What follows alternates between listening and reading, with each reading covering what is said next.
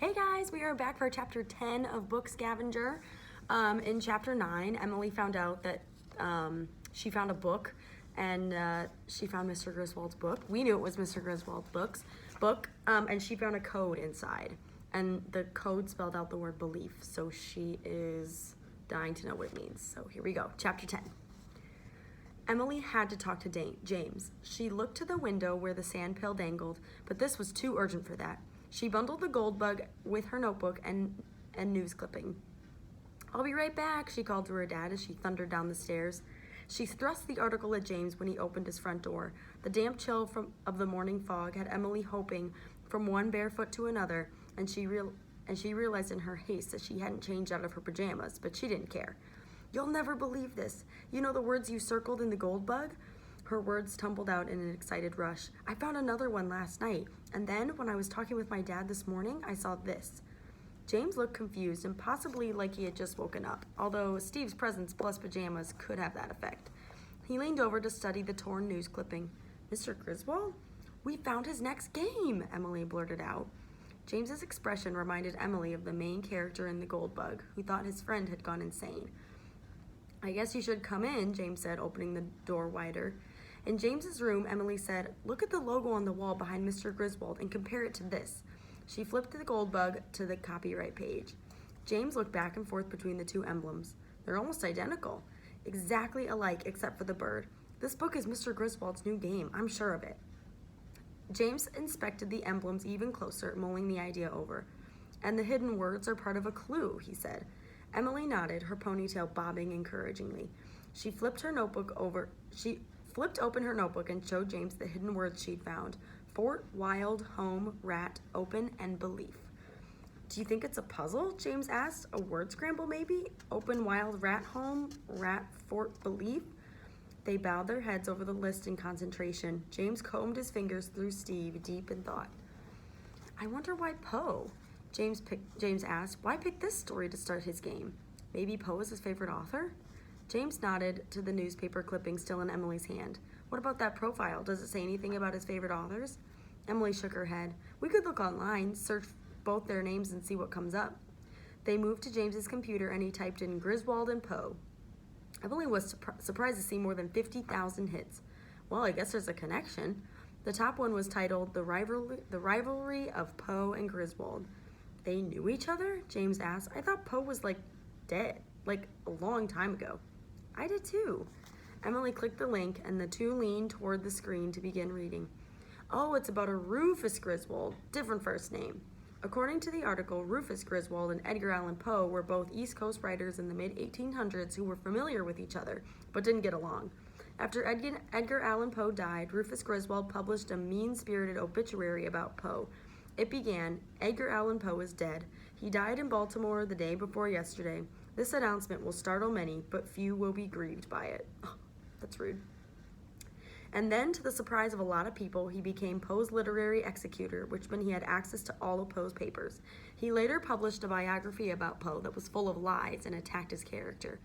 "He must be related to Garrison Griswold, right?" James asked. "I mean, what are the chances their last name is just a coincidence?" "They must be," Emily said. "I don't understand what this means, though. Why hide a Poe book for his game when his ancestor hated the guy?"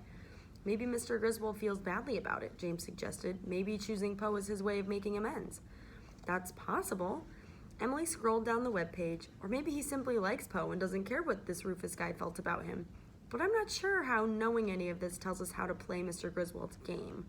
Emily studied the book in her lap as if the beetle on the cover might start talking and give them the answer. "Well," James twisted his computer chair back and forth as he thought. "Maybe the question to ask is, why the gold bug? We read The Telltale Heart last year at Halloween. I've never heard of the gold bug before yesterday. So why not use the more popular story?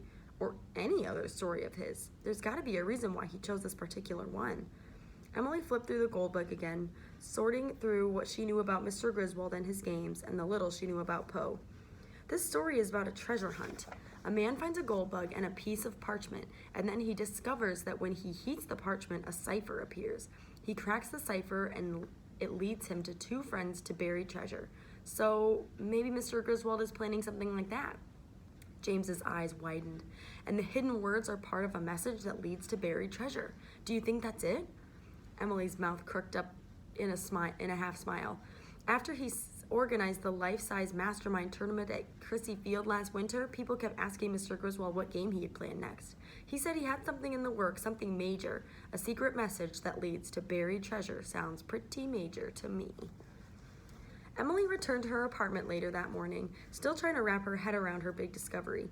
She couldn't believe she'd found Mr. Griswold's next game. Ever since she joined Book Scavenger years ago and read all the stories and shared on the forums about his San Francisco games, she'd hoped that somehow she'd get to participate in one in person. And now she had not only stumbled across his game, but it was also entirely possible she and James were the only people who knew about it so far. As excited as she was that she'd found Mr. Griswold's game, and her hunch that it would be a treasure hunt like in the Goldbug story, she still didn't know what to do with the hidden words. Puzzling over everything she'd just learned, Emily walked into the kitchen to find her mom knee-deep in shopping bags and cardboard boxes. "Do you know where I put that magic unpacking wand?" her mom asked. "I'd like to zap this stuff and have it put itself away. If the dishes could also sing and dance while they're at it, that'd be great." Emily knew from experience that her parents would be dutiful about unpacking for approximately 1 or 2 more days, and then something would come up to distract them. Work deadlines, a local festival they didn't want to miss out on since they probably wouldn't be there the following year, or the urgent need to research an unusual bird they saw. Their possessions would gradually find their way out of their moving containers and be put away. Clothes would move to closets after they were worn and washed, that sort of thing. Emily sometimes suspected her parents had an unspoken competition about who could ignore the moving back boxes the longest. When they were in Colorado, there was an entire box that never got opened. Her parents donated it without even looking inside when they moved to New Mexico. They figured it must not be important if they hadn't been compelled to open the box for a whole year. And since they were on a perpetual quest to live with as few belongings as necessary, off went the box. At the time, their decision had seemed logical enough to Emily. But now she wondered what had been in that box. She thought of James's apartment and all the photos and trinkets. What if the box had been full of family photos or heirlooms, something special that you wouldn't technically need for a year, but was still important all the same? "Finished," Emily's dad announced from the front room. His footsteps echoed down the hallway. He rapped loudly on Matthew's door before entering the kitchen. "I propose a treat," he said. "A treat?" Emily's mom asked. "Does it involve leaving the house? Because I would be so sad if I had to stop unpacking right now." She dropped the spatula she'd been holding and stepped away from the bags and boxes to grab her purse off the kitchen table. Flush music amplified as Matthew came out of his room and joined them. "Let's venture down to North Beach," Emily's dad said. "I've been dying to see the city lights." Emily perked up. "The bookstore?" She remembered reading the name in Mr. Griswold's profile. "The one and only," her dad replied, "or should I say the one and only City Lights. I imagine there are many bookstores in San Francisco, but City Lights is at the top of my list for Jack Kerouac and Beats-related spots." "I'm in," Emily said. "Me too," her mom said. "Can we get lunch?" Matthew asked. The family took a bus down their hill to a neighborhood called North Beach. Emily wasn't sure why it was called North Beach, because there wasn't a speck of sand in sight. They got off the bus near Washington Square, a flat stretch of grass that sat in front of an old church.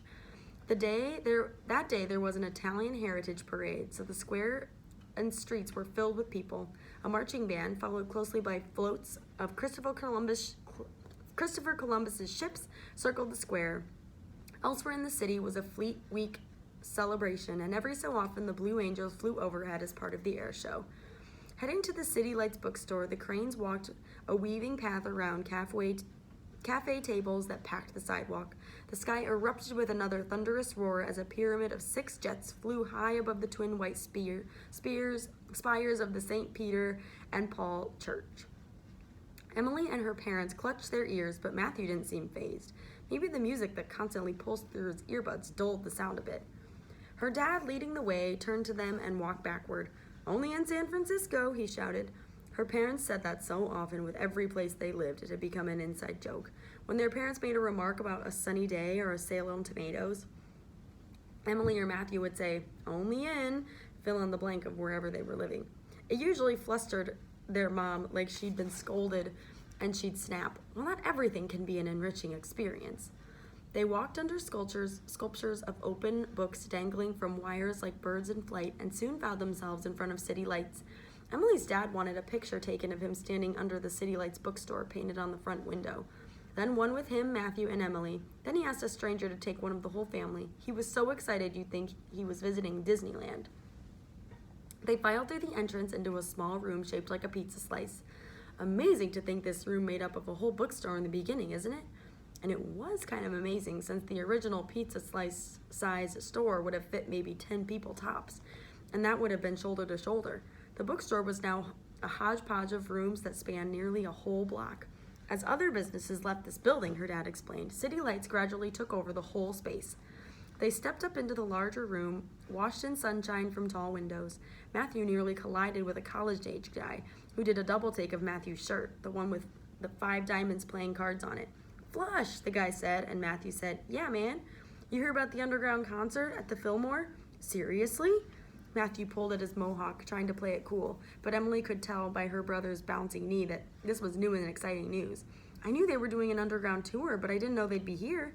Yeah, man, the guy said. You have to buy tickets for Shoot the Moon, but Flush will be playing too. Matthew waited until the guy walked out of the store before hurrying to their dad. Dad, did you hear that? Their dad studied notes written on Post-its tacked to a bulletin board that asked, what's the one book you always recommend? Flush at the Fillmore, Dad. That's like my Jack Kerouac and my City Lights. I have to go to that concert. I'll never have this chance again. It sounded melodramatic, but her brother was probably right. By the time his favorite band came back to the venue, the Cranes would probably be long gone, living in Ohio or Mississippi or wherever their parents' whims took them next. We can talk about it. But it's Flush. You're causing a traffic jam, Matthew, their mom said. Your dad didn't say no. We just need more information. Now's not the time. Matthew plugged his earbuds back in and stepped through the arched doorway leading to another room of books. The rest of the Cranes split into different directions to explore the bookstore on their own. Emily walked from small room to small room, up and down the 3 levels that made up City Lights. She noted the mismatched flooring, the hand lettering signs with sayings like, a kind of library where books are sold, an oval mirror with a lion's head on top, framed art, photos, and memorabilia from the Beat poets. Emily trailed her fingers along the varied book spines and thought about young Garrison Griswold, freshly moved to San Francisco, and how this bookstore and its owner had been an inspiration to him. She hoped coming here might help her understand the hidden words she and James had found in Mr. Griswold's book. Fort, wild, home, rat, open, belief, she chanted to herself as she wandered among the bookshelves. No bolt of inspiration stuck, and the bookstore didn't magically offer up a solution as she hoped it would. But she was quite content to roam. She passed Matthew sitting on a footstool, flipping through a book with black and white photographs of musicians. Her mom smiled at a book of poetry. Her dad studied a group photo of his beloved Beats for so long, Emily wondered what he must be thinking about. If Mr. Griswold hadn't been attacked, this would have been a perfect first weekend at a new place. Book hunting on a pier with a new friend, discovering Mr. Griswold's game, and spending an afternoon browsing in an iconic bookstore. She only wished there wasn't a giant invisible timer lording over her family, ticking down to when they would inevitably move again.